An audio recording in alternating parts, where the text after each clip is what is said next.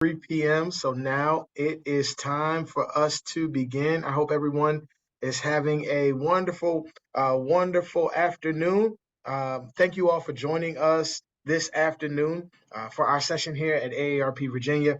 I'm not going to talk too long. My name is Carl Hamiel. I am the Associate State Director here in Central Virginia. But we have one of our lovely volunteers here, Miss Denise Brown, who's going to give our official introduction for this afternoon. I just want to welcome you all, and I hope you all enjoy. Thank you, Carl. Good afternoon. My name is Denise Brown, and I serve as a Community Ambassador for AARP Virginia. Thank you for joining our program this afternoon. AARP is excited to celebrate Black History Month. Today, we are thrilled to close out Black History Month with a presentation called Reaching Across the Racial Divide. We have with us Dr. Betty Kilby Fisher and Phoebe Kilby. Dr. Betty Kilby Fisher Baldwin grew up in rural Culpeper and Warren counties, Virginia. She was a pioneer in school desegregation. Thanks to her father's determination, she entered and graduated from Warren County High School after suing the school board based on the landmark Supreme Court Brown versus Board of Education decision of 1954. Betty started her employment as a factory worker and climbed the corporate ladder to achieve executive management employment. Betty holds a BA in Business Management from Shenandoah University, an MBA from Nova University, and an honorary doctorate in Human Letters from Shenandoah University. After she retired, she wrote and published her autobiography, Wit, Will, and Walls. Betty speaks frequently with Phoebe about making connections across the racial divide to create a more just and peaceful world. Phoebe Kilby grew up in Baltimore, Maryland. After obtaining a BS in botany and a master's degree in environmental management from Duke University, she had a long career as an urban and environmental planner. With concerns about the morality and wisdom of war, Phoebe went back to school in 2003 to obtain a degree in conflict transformation from the Center for Justice and Peace Building, Eastern Mennonite University. A descendant of enslavers, Phoebe was inspired by the Coming to the Table movement to connect the descendants of persons her family enslaved, including Betty. She is dedicated to helping others, European Americans and African Americans together to uncover and explore the truths of their experience and move toward racial reconciliation. At AARP Virginia, we stress the importance of healthy aging. Part of healthy aging is making sure that we continue to engage our minds as we age. At AARP Virginia, we not only have programs for Black History Month, but we promote and organize several programs that enrich the minds of the aging population and offer workshops such as our 6 Pillars of Brain Health workshop that informs us of how important it is to keep our minds sharp. We are excited to learn and grow today, and we hope all of you are too. Thank you again for joining, and without further ado, I will turn things over to our instructors for the afternoon. We hope you all enjoy. Betty, you're on mute.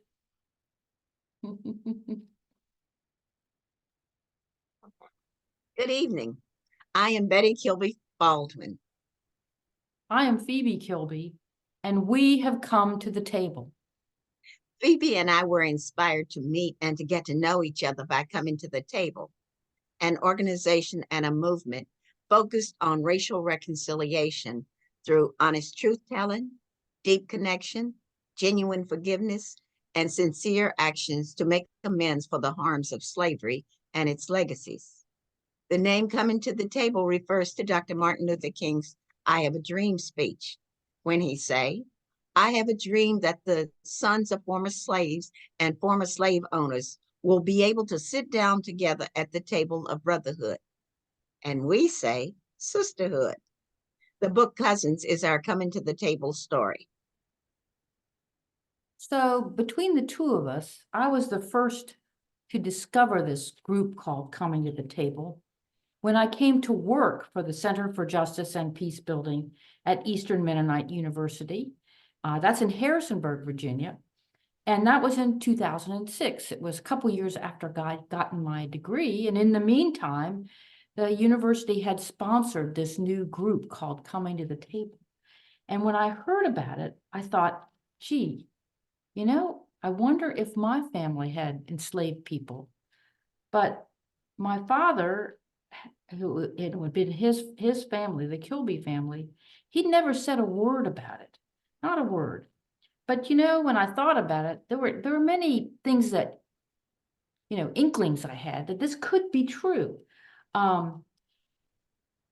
But you know, I had grown up in Baltimore and he had grown up in Virginia where the enslaving occurred. So I was kind of removed from that part of my family's history. But what were these clues that it might be true? First of all, I knew that my family had farms in rural Virginia since before the American Revolution. That was in Rappahannock and Culpeper counties, Virginia. So that would line up with slaveholding. Also, my family's racial attitudes. Unfortunately, I grew up in what I have to say was a racist household. My father often said disparaging things about Black people, and my grandmother also. And so that sort of gave me a clue. And then later in life, I did move to Virginia's Shenandoah Valley. That was in 1994. And I noticed when I got there, you know, I subscribed to the local newspaper, and I noticed that Kilbys were mentioned a lot in this local newspaper, and they were activists and they were Black. Now that should have given me some clue, but I didn't look into it at that point. I don't know why, except that maybe I was afraid to think about it, but I didn't. But finding out about this group coming to the table gave me the courage to explore this aspect of my family's history. So I began the research, and back then, this was before Ancestry was really big, so I just decided I lived pretty close to the Rappahannock County Historical Society. So I drove over the mountain from where I was and went there, and sure enough, they helped me figure this out. And it was pretty easy. They had copies of the US Census, and I just picked out the 1840 census, and I knew my great-great-grandfather was living during that era, and Leroy Kilby, and there he was, and right in the 1840 census, and it showed that he owned 2 slaves. Wow, it was right there. Very easy to find. It's kind of shocking to see this kind of information.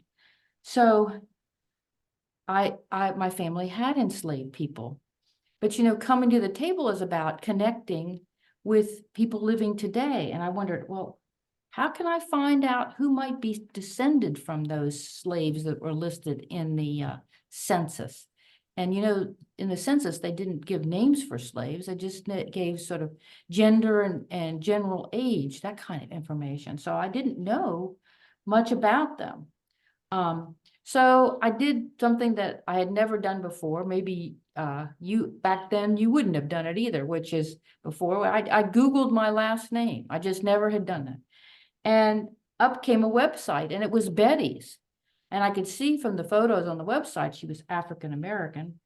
And I saw also that she'd written a book called Wit, Will, and Walls. So I decided to read this book. And when I did, I knew, I could just tell our families were connected. For example, I could see that her father grew up on a farm located less than a mile from where my father grew up in Rappahannock County, Virginia. And that seemed pretty darn suspicious there. But I tell you, really, I learned a lot more about from this book than just that. I mean, the really important things I learned was that Betty and her family had been leaders in integrating Warren County High School in Front Royal, Virginia in 1958-59. Think about that. I don't know about you, but my school didn't integrate until 1966. Many schools didn't. Now that's a different case for the Baltimore City schools. I was sent to a private school, so they put that off. Anyway, but a lot of schools around the country did. So she and her family were pushing things pretty early. And it's an overwhelming story of bravery that she and her family shows. And she's going to tell you more about this in a few minutes. But at this point, I didn't have proof that our families were connected. So I went to some of the founders of Coming to the Table and asked them what they thought I should do next. And I thought they'd give me genealogical research advice, somehow to connect to Betty. But no, that's not what they said. One of the major founders said to me, well, Phoebe, if you want to find the answer, you're going to have to contact Betty. Next week is Martin Luther King Day. That would be a good day to do it. Wow. I had just in the last month figured that my family had enslaved people, and he's telling me to contact her.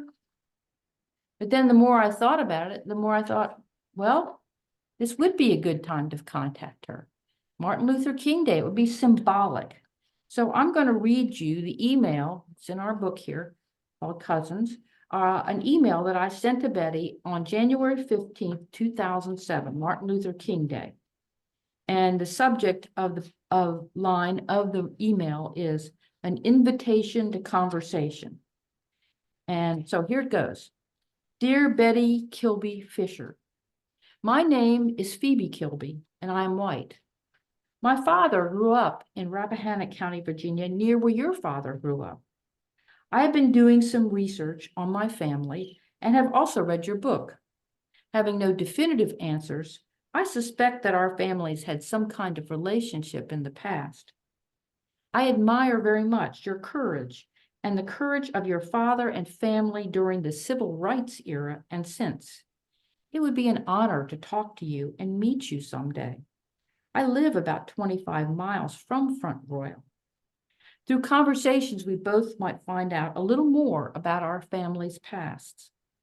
Martin Luther King had a dream that the sons of former slaves and slave owners will be able to sit down together at the table of brotherhood. Perhaps we as daughters can contribute to fulfilling that dream. I hope to hear from you and to hear that you are interested in conversing with me. Phoebe Kilby. Well, I hit send and I waited and I waited. A day went by, 2 days, a week, almost 2 weeks. And I thought, oh gosh, she doesn't want to talk to somebody like me. Why would she? Why would she want to talk to a descendant of somebody, of people who had once enslaved her people? But so I went back to the Coming to the Table people and said, what do you think I ought to do? And one of them said, well, Phoebe, your first email was okay, but you should just send her another one and put in everything you know about yourself and what you've learned and see if that creates some interest. So that's what I did. And I'm not going to read you that whole email. But I hit send, and within a short period of time, I got a call from Betty. Well, I was on the phone, so I missed it. But then I got an email from her. And the subject line was, hello, cousin. Wow. I was so touched by this. And her email was so open and welcoming. I didn't know if I was her cousin, but I was honored that she would call me her cousin. So now I'd like to turn this over to my cousin Betty, who will provide her perspective on receiving these emails from me and on our first meeting. And she's also going to tell you her amazing personal story. Betty? Well, Phoebe suspected what I had known practically all my life, so it was not odd for me to respond, hello, cousin. But here's the email that I sent to Phoebe. Phoebe, if you're asking yourself why I am so emotional, the Cultural Innovations email address gets full of spam and it's often down. I went to that site this morning and emails began to download. It could only have been God. We are the key to healing. Meeting you today is so awesome. People will find it hard to believe. I can't believe it. I've always known that we were descendants of slaves, but I couldn't open that door. We can not only contribute to Dr. King's dream, we can bring about racial reconciliation and healing to a nation of hurting people. I thank God for bringing you in my life. Signed, Betty Kilby Fisher. When I heard from Phoebe, I was going around the world selling my book and talking about love and forgiveness. The last thing I expected was a white woman to challenge me to live Dr. Martin Luther King's dream. But here she was. A documentary based on my book, Whitwell and Walls, was about to premiere. And without thinking, I accepted the challenge and invited Phoebe to our family dinner and the premiere of Whitwell and Walls. I forgot to tell my family that the descendants of the family that once owned our family was coming to dinner. Our family was gracious, but there were a few mutterings like, "What are you looking for? How long are you going to hang around? Where's my 40 acres and a mule?" That didn't bother either one of us. At the premiere, I introduced Phoebe and her sister as my cousins. I told the audience, tonight we are living Dr. King's dream of sons and daughters of former slaves and former slave owners at the table of brotherhood. It was truly a night to remember. Then we played the documentary that you will see now. Right.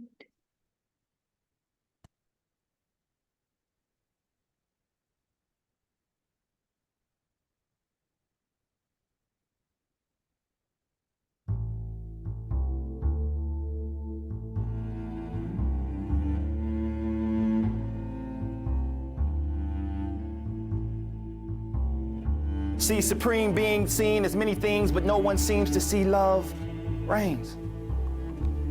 Emotional cascade, wet all, bathe them in a sense of self-confidence and purpose before and after the sermons, all the preaching. What are we teaching the children? Teaching one another. So much of the focus on civil rights history and scholarship has been on the triumphs and the strategies to achieve those triumphs. And so the focus was on those legal cases and how they constructed an argument and put the community behind these children and then got them into the school and then left them in that school. Betty Kilby Fisher's story takes us to a deeply personal place in which we have to face some of what happened to individual students as a result of efforts to desegregate the schools. What she is accomplishing now is something that Americans never accomplished in 1900. We've never had an opportunity to look back over the dark history of slavery and race relations in our country and to look these institutions squarely in the eye and to seek understanding and reconciliation. Much of the beauty of her book is in the complexity, and the soul loves complexity. Things aren't neat and cut and dried. As she's been telling to many people during the last several years, helping move that shift in the center of gravity in American history ever farther forward, helping us all come to grips with all aspects of our history.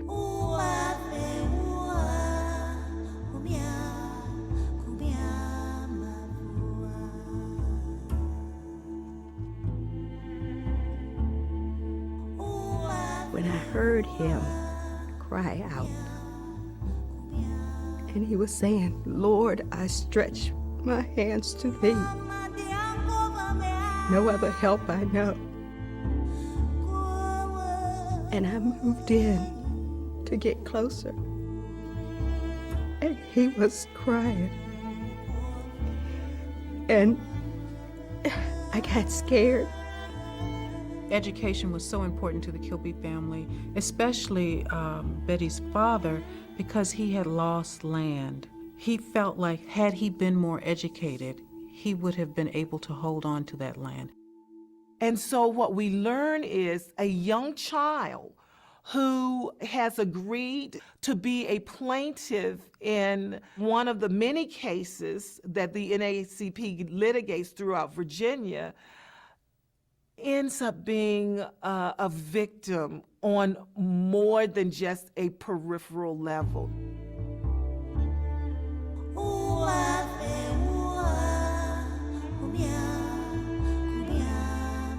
We like to think that Virginia is like the cradle of Southern society, some would say American society. And so people are very aware of their place in Virginia, and they're very aware of stepping out of their place. And so for people to push during the civil rights era to step out of out of the status quo was just like an affront to civility, to gentility. The first event occurred on September the 15th, 1958, when Judge Sabloff ruled that based on the landmark Supreme Court decision, they couldn't deny me and 22 others from attending the only high school in the county. The governor of Virginia closed our schools rather than to comply with Sabloff's rulings.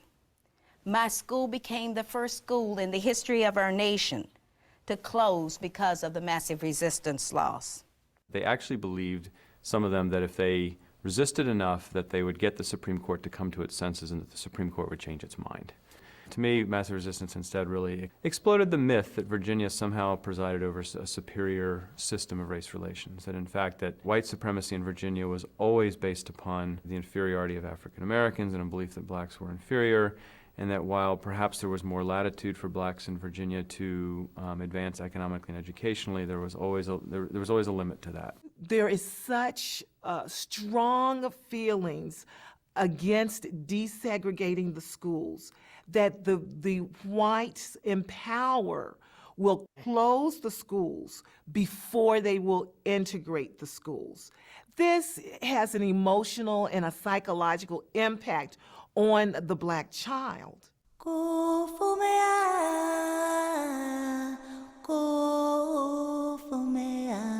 Like water drops on dry earth's surface, one may search this globe fourscore and 7 years, neither close nor near the truth. Religion may substitute for faith till all faith in religion, not God. Making someone else's decisions within your own life, your soul just ain't right, might be that it lacks love. So it's not till 1958 that these court cases have made their way through, through the system, and that you finally have a series of judges in different parts of the state ordering that black students be admitted into the white schools in Warren County, Charlottesville, and Norfolk. And the car stopped at the foot of the hill, and for a long time I wondered why they made us walk through that crowd. And as I got out the car, the reporters and policemen, people were all lined up. And I walked past this big old fat white woman, and she yelled, "We're gonna kill all you little niggas." And I remember Jimmy pushing me in the back because I had just paralyzed for a minute. And I remember saying, "The Lord is my shepherd, I shall not want." It's not that moment you walk in the door of the schoolhouse and that's it.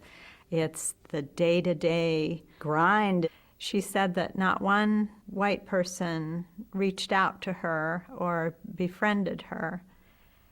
And it's such a simple thing, such a small act of kindness, but no one did it. And part of it, well, the main reason they didn't was fear, that they might have even wanted to, but were afraid how others would treat them. I could prepare for a test, just knew that I was going to make an A on that test. Somebody would come along and say something mean and ugly, and that rage that I recognized came forth. And in the midst of rage, you can't think. Those children, all of the children, the nameless children, were the soldiers who went out there and fought that battle day after day, because it really was a war. I always felt guilty about going through the auditorium because the school officials oftentimes lock those doors, and they lock those doors with the purpose of keeping us from crossing over.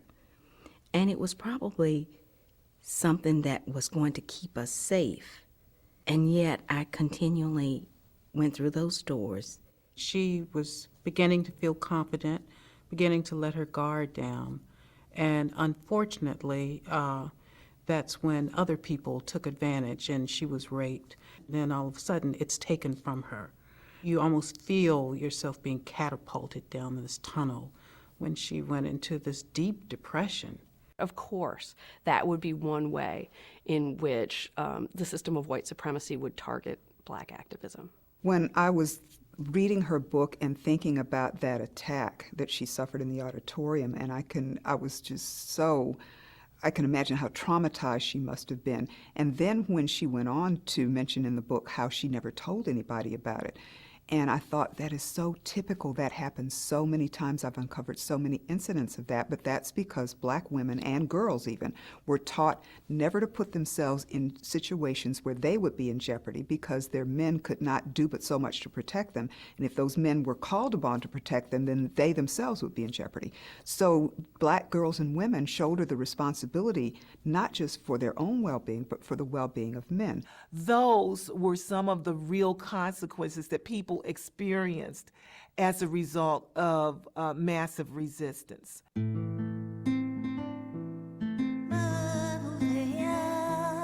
Perhaps I see things differently, like peace between you and me is the natural order of interaction, acting like we all God's children, regardless of the factions we fall into or the composition of our genetic tissue. We are human beings, one and the same. Shame we can't hold hands and profess love for one another, my sisters and brothers of the divine creation. What is it you are waiting for? Apocalypse? Token desegregation really defines the initial wave. It's really not until the late 1960s, early 1970s that you have any sort of meaningful desegregation in the state of Virginia. NAACP lawyers fought and won more cases in Virginia than in any other place, and just continually hammered away on every front. You began to have Virginia really standing out as a leader in a different way than it had previously. I applied for another management position. Mr. Baker, the personnel manager, he invited me into his office and he shut the door. I should have known I was in trouble. He said, "What do you want now?" How many ways do I have to tell you? You're never going to get anywhere around here because you don't have the experience and you won't get it either. When I got to the car, I said, "Why, God, why? Why me?"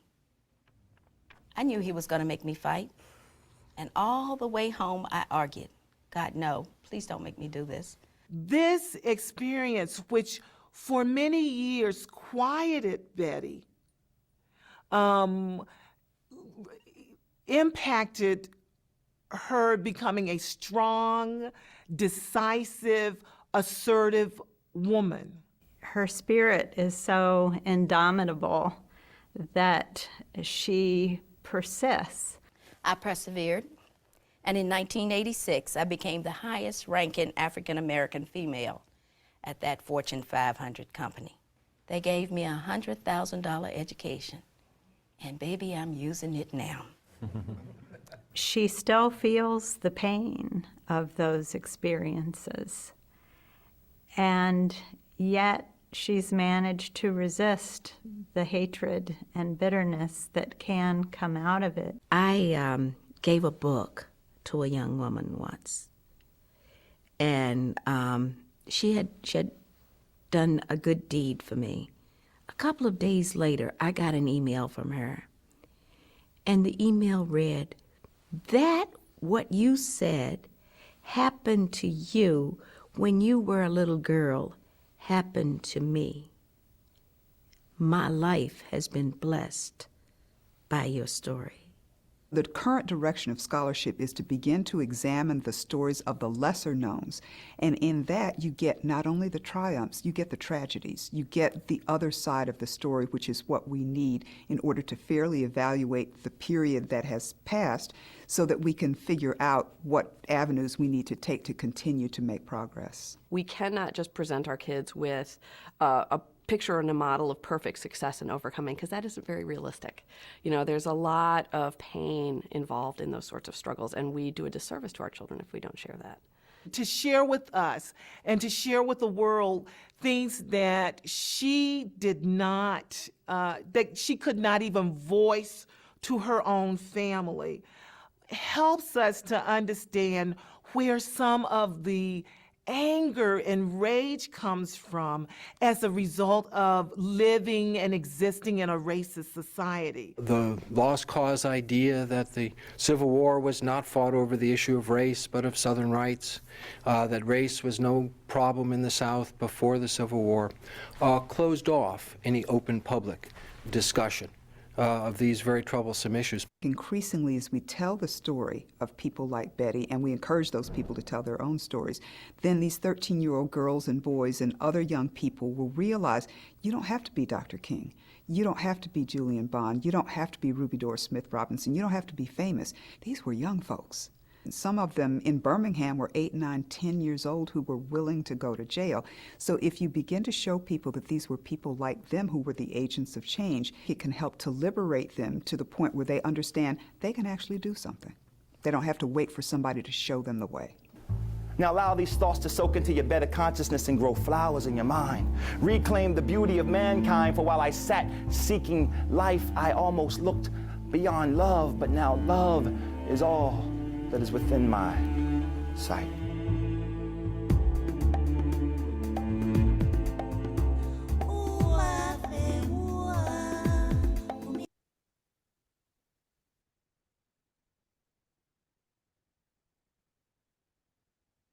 If you put yourself in my shoes, what would it take for you to go from being terrorized to hello, cousin? For me, it was years of my father telling me that hate was like taking poison to hurt somebody else. But the only person that you hurt is yourself. It took looking back over my life and determining who's going to stop me from accomplishing my dreams. Then achieving my dreams despite the obstacles. I couldn't prevent these circumstances any more than Phoebe could prevent her family from owning slaves and connecting us by blood. On page 172 of our book, Cousins, in my chapter, I Am Free, I write, when I realized I had the ability to learn and to make good grades, I knew there was something wrong with the many things that I had assumed about myself. I had accepted as fact what some individuals in white society, teachers and others of influence, had said, intentionally meaning to hurt me and keep me in a state of low self-esteem. I go on to write, I am responsible for the decisions that I make and my actions and my responses to situations. I am responsible to seek the truth and acknowledge my history. Nearly 25 years later, in 2007, Phoebe, a European American woman, contacts me. I thank God she waited until I was ready to take this journey with her. I needed every bit of that time to reply genuinely, hello, cousin. So, wow, wasn't that an incredible video? What bravery of Betty and her family. And, you know, every time I see it, I realize again how easy I had it growing up. I can't think of one significant obstacle that was placed in my path toward getting an education. Well, I met Betty that night, her family, when we had dinner together and watched that film. But Betty was living in Texas at the time, and she, you know, after a day flew home. So how was I really going to get to know her and her family? Well, her brother was still living there in Front Royal, and he had formed a group called the Historical Education Movement. And the purpose of the group was to honor this history that you just heard about and to honor their father. And it was an important group to start up at that time because the 50th anniversary of their integrating Warren County High School was coming up. So I thought, well, I wonder if Betty's brother, James, would allow me to join the group. So I asked him, and he graciously said yes. I know he kind of took a chance on me. And so I started working with the group. And the main thing we were working on, besides a celebration of the 50th anniversary, was to see if we could get the Warren County School Board to name that school after their father, James Wilson Kilby. Well, it was a good time to try to do that because the school board was renovating that school to convert it from a high school to a middle school, and they were thinking about what would they name that middle school. So our group went to school board meetings and very respectfully asked if they wouldn't consider this naming of the school after James Wilson Kilby, but the school board refused to do it. There were other people in the community who were just not in favor of this at all, and they had the ear of the school board members.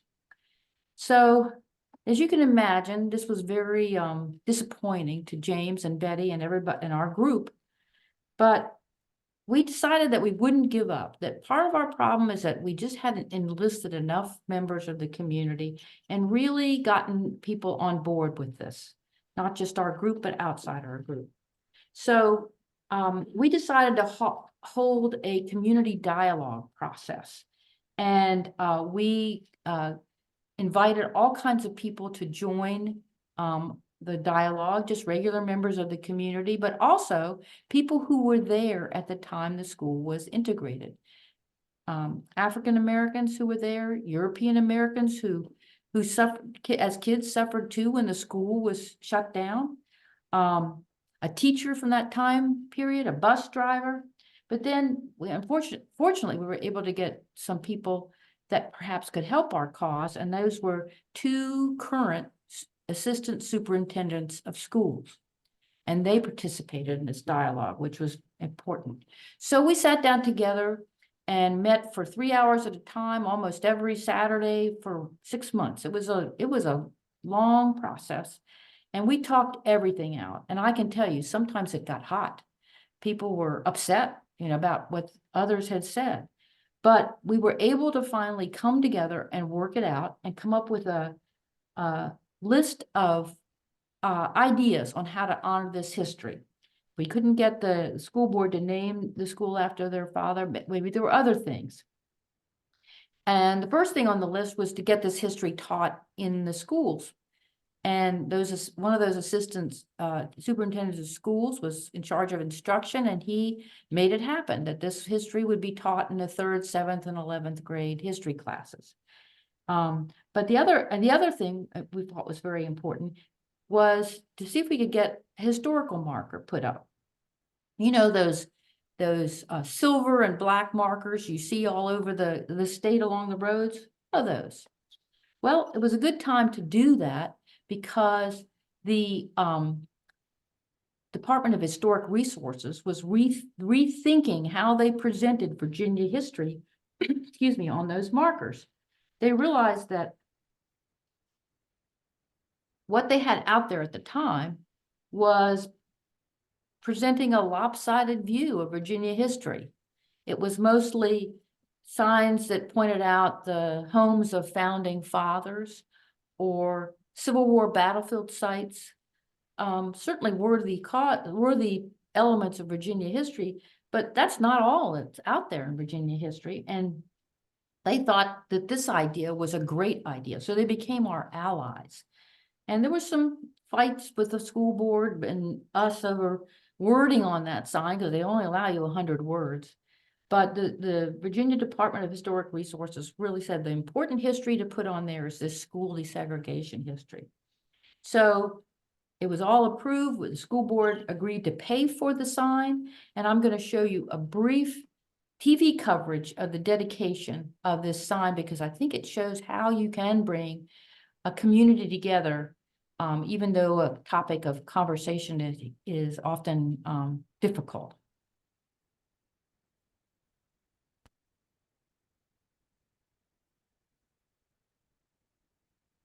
Tonight we're getting a first-hand account of what it was like during one of the most tumultuous times in Warren County history. It has been more than 50 years since school desegregation, and the students impacted came back together tonight to recognize where they came from and just how far we have come. It's a story that's new tonight from TV3's Sarah Robarge. The principal announced our school was going to close. So at first, it would seem like a small vacation. June Jeffrey was a senior at Warren County High School back in 1958. She says when she found out these doors might stay closed for good, it was scary. We were seniors, and we needed to know if we were going to graduate. June's class is called the Lost Class of 59 because many of these seniors never graduated from here. And these doors remained closed until a historic day in February 1959, a day Reverend James Kilby will never forget. At least 150, 200 protesters, and they were hollering and screaming and telling us to go home and calling us the N-word. 16 years old, you couldn't understand why adults would treat kids that way when you wanted to get your education. Kilby was one of the Warren County 23, the first black students who integrated Warren County High School after a judge ruled it unconstitutional to keep them out. After unveiling this marker that commemorates their fight for equality, Kilby, Jeffrey, and other members of the Warren County 23 and the Lost Class of 59 walked together through the doors of their high school for the first time in 50 years. It's a sign of unity, walking up the hill together, being together. We've come a great way. We still have ways to go, but I just believe that we can work together now. It has broken down some of the things that have stood in our way to be here today. I rejoice today because I've been through the struggle, and now today was peaceful, a day where we could celebrate. In Warren County, Sarah Robarge, TV3 News. And an emotional moment for sure. The marker is set right outside of the former Warren County High School, which is now the middle school. You can see it as you drive along Luray Avenue.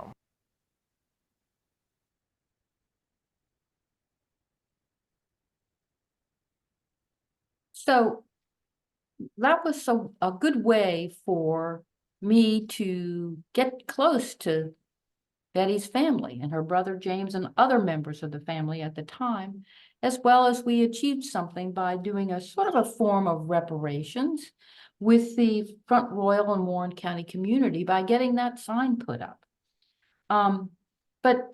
Then, over the years, we've come very close as a family. We've done DNA testing that shows that indeed we are connected by blood. And as I got to know them more and more, I began to feel like I should do something personally to make amends for my family having enslaved their ancestors. But not just that, but for everything since, because my family did participate in various oppressions of African Americans during the Jim Crow era, and all the way up to my father, who in Baltimore was a doctor and had separate waiting rooms. I remember seeing them as a child, the colored waiting room and the white waiting room, and up to me myself, and all the racism that I absorbed, trying to make amends for that. And so I asked Betty and James what they thought I might do. And Betty said to me, well, Phoebe, you didn't enslave anybody. You don't need to do anything more than you're already doing. But the more I kept thinking about it, there had to be something. And then it just hit me. It was so obvious. Here was a family that valued education so much that they'd put their lives on the line for education. What if I set up a scholarship fund that would be benefit descendants of persons my family enslaved? So I took that idea to Betty and James, and I said, what do you think of this idea? Well, they liked that. See, they weren't looking for something for themselves, but they had grandkids who were in middle school and high school, and they were concerned about their ability to afford college. So they said, yes, let's do it. Let's go ahead and do that. And with their consulting them, I set up in 2014 the Kilby Family Endowed Scholarship Fund that benefits descendants of persons my family enslaved. And we started giving out scholarships in that year. Started with one. Now this current school year 23-24, we have 10 scholarships that we've given out, and that includes 3 of Betty's grandkids. So it's a continuing operation that we hope to give out more, and applications will open March 15th of this year for next year. And when, Betty and I have referred to our book Cousins here. This book tells our story of meeting and getting to know each other. It goes far beyond what we've described here. But we decided when we wrote this book that all our royalties from the sale of the book, our author's royalties, would be donated to that scholarship fund. So if you decide that you want to buy a book, you would be supporting young African Americans going to college by supporting the scholarship fund. So now's the time for us to stop talking and open up this conversation to hear what you have to say. We'd be glad to answer your questions about our story and our book. But Betty has a little bit to say before we open it up. We want to thank you for joining us today. It's been a pleasure to have you at our table, experiencing an incredible meal of healing and grace. We encourage you to purchase our book, Cousins, and also my book, Whitwell and Walls. Now, we've had a lucrative Black History Month, so I am currently out of stock on Cousins. So you can get a better deal by going to Amazon.com and getting Cousins. If you want Whitwell and Walls, go to my website, bettykilby.com, and you can purchase it there. Thank you very much. So we'd be glad to hear, I guess Raven is going to moderate the questions, and you can put those in the chat and she'll let us know what they are. And Raven, you're on mute if you're trying to talk. I'm going to go ahead. This is Carl. I'm going to go ahead and get the ball rolling. Wanted to know if you guys could talk a little bit more about the Stories of a Generation with Pope Francis, what that experience was like. That experience was great. It was almost like making a movie. We were driving in the RV, and they had the point car in front of us taping. It was a very, very rewarding experience. So in case you haven't read the chat, what we're talking about here is Betty was featured in a Netflix documentary, and it was called Stories of a Generation with Pope Francis, and she's in episode 2. I have a bit part. It's really about her story, but it's a very interesting thing. It's Pope Francis wrote this book with that title, and then he decided he wanted to do a documentary. And we weren't in the book. I think some of the people in the book had passed away, but it's all about older folks making some kind of impact in the world. And so we got contacted by the film company from Italy. They'd seen us somehow online, and we've got to be part of this Netflix documentary. And it's still up there, I think. If you go to Netflix and just put in Stories of a Generation, we'll come up and look for episode 2. Oh, and one thing that's interesting, that the documentary Whitwell and Walls that we showed, and it had a lot of filming inside the school that Betty integrated.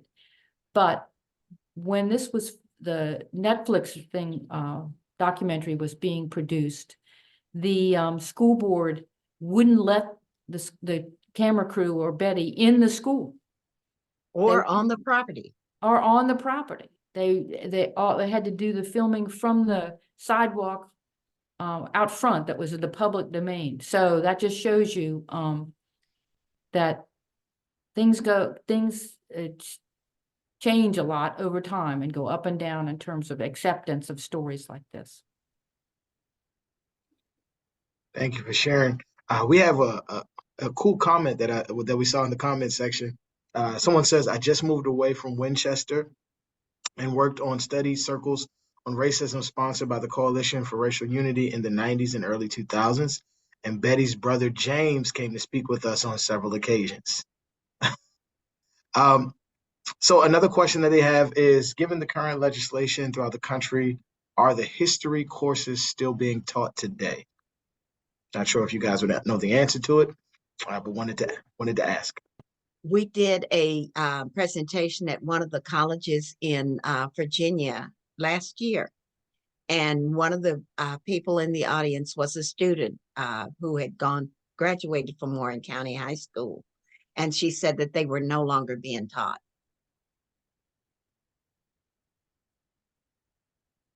All right, thank you so much for that. Someone asked, is coming to the table around the country? Can you access it all over the country? I can answer that. Coming to the Table is a national organization. And I think Raven put in the chat the link to Coming to the Table. It's just comingtothetable.org. Pretty simple. But we have chapters all over the country. It varies in numbers, but it's about 50 local chapters. And that with quite a few in Virginia. There is one that's in the Winchester Front Royal area. And there's one in Northern Virginia, Vienna, Richmond, Charlottesville, Williamsburg, Norfolk, I believe, is still going, and Harrisonburg. So there are chapters all over, and you can go to the Coming to the Table website, and we gave the link there to look up where the local chapters are that are closest to you, and you can sign up, and it doesn't cost anything, and you can check it out. Now, I just gave you the Virginia chapters, but there are chapters all over the country, like in New York and in Boston and San Francisco and Seattle and all kinds of places around the country. So if you're calling in from another, not Virginia, look it up. You might find something near you, or you could start one. Thank you so much for that. The next question was, what was the reason they gave for not letting the filming take place in the school? They didn't have to give a reason. They didn't give a reason, and the film director, I asked, and at first the secretary at the school says, "Oh yeah, no problem at all." Then I got a call from the school board office saying, no, they used COVID. Because of COVID, we couldn't allow you to do it. And that meant that even on the grounds, they could not allow us to come on the grounds. Thank you so much. Do you ladies get together for family events? Are there anyone in your families that are opposed to what you have done with this, forming this partnership? Is anyone opposed to that? And do you guys get together for family events? Well, first I'll tell you that I'll answer for my family, and then I'll let Phoebe answer for her family. My family are receiving scholarships, so they can't oppose the relationship and accept the scholarships. So that has kind of bridged the gap for my family. And Phoebe and I just did a presentation in her hometown of Asheville, North Carolina. So I stayed a couple of extra days, and we went out, Phoebe and I went out shopping. We went eating all the kinds of foods that we don't normally eat or shouldn't eat, like pizza. And we had a wonderful time. So yes, we still get together socially.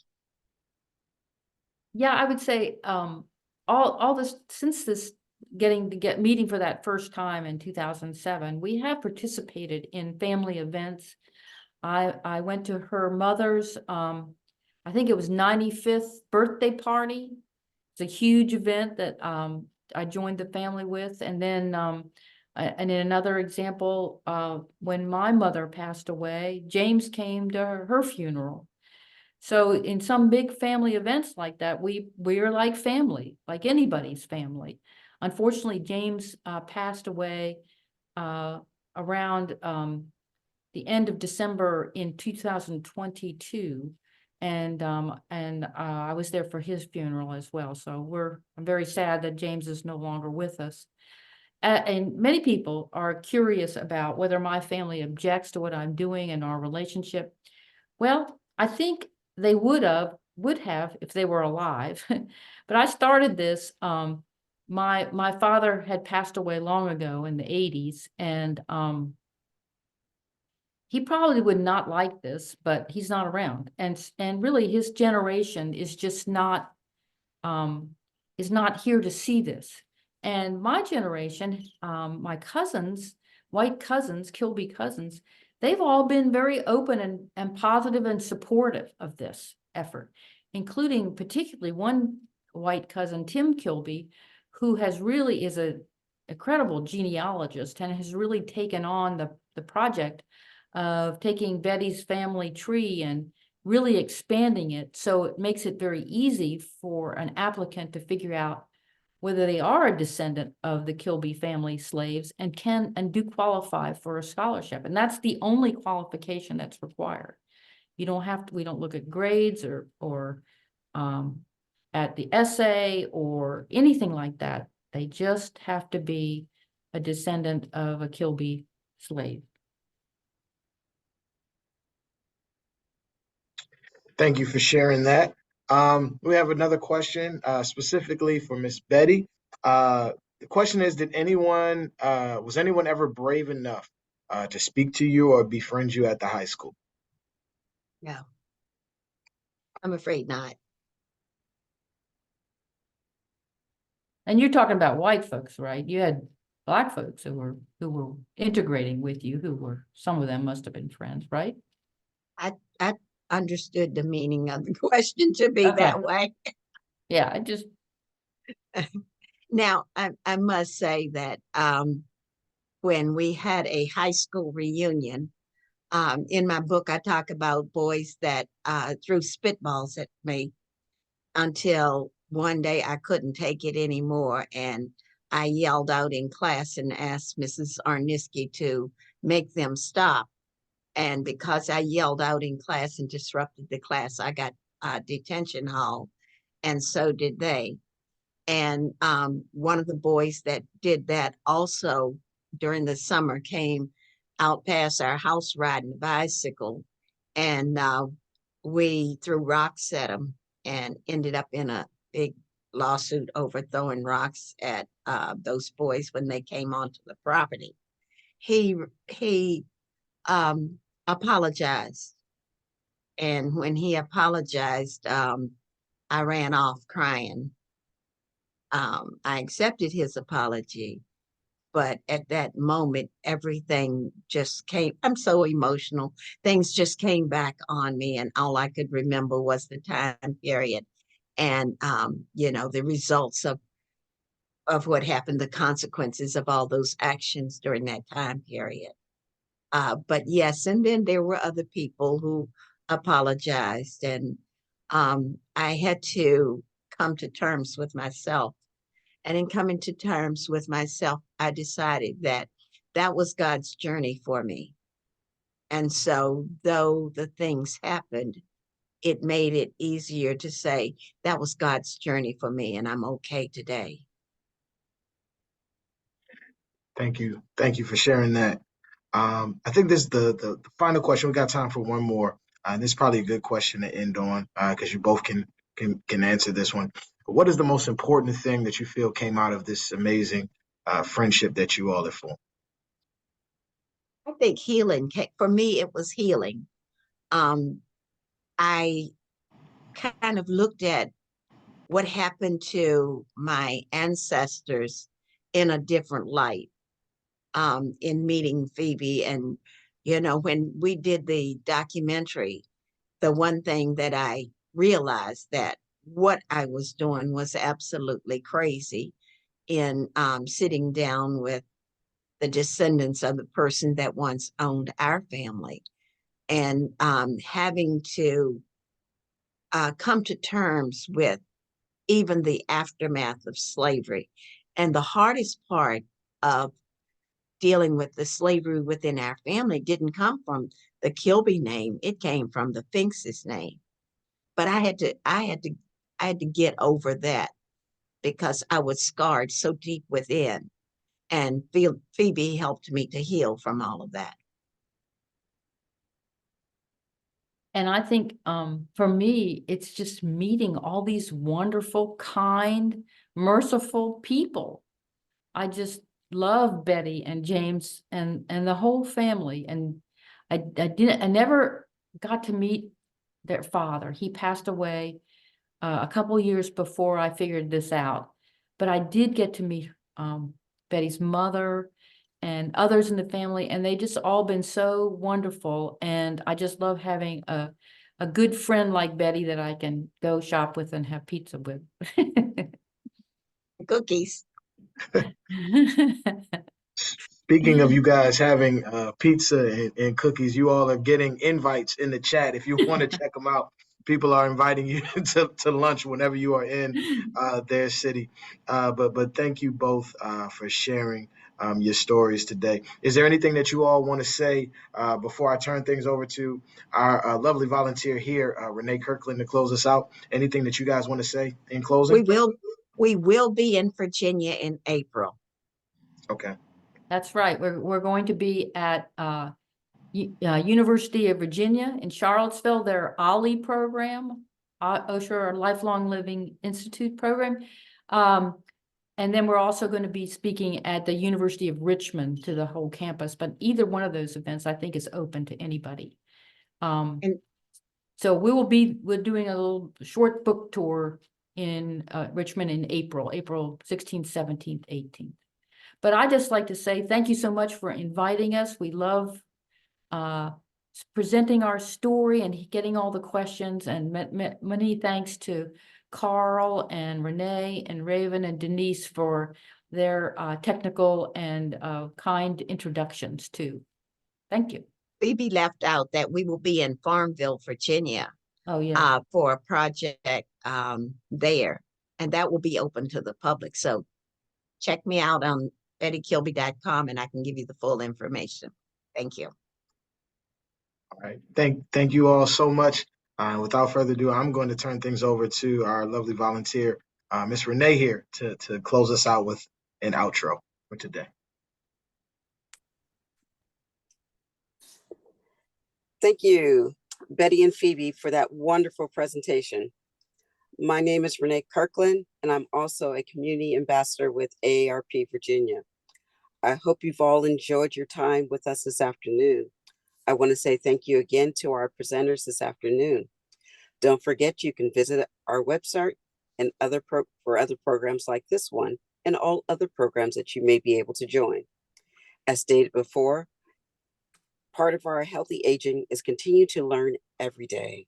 We thank you for joining us in this learning experience, and we hope you have enjoyed your time this afternoon. In a few days, you will receive a survey about our program this afternoon. Please share your thoughts with us so that we can continue to do our best to serve. One more time, in the comment section, please help us to thank our presenters, Betty and Phoebe. We appreciate you working with us, and we appreciate you joining us. Please enjoy the rest of your day.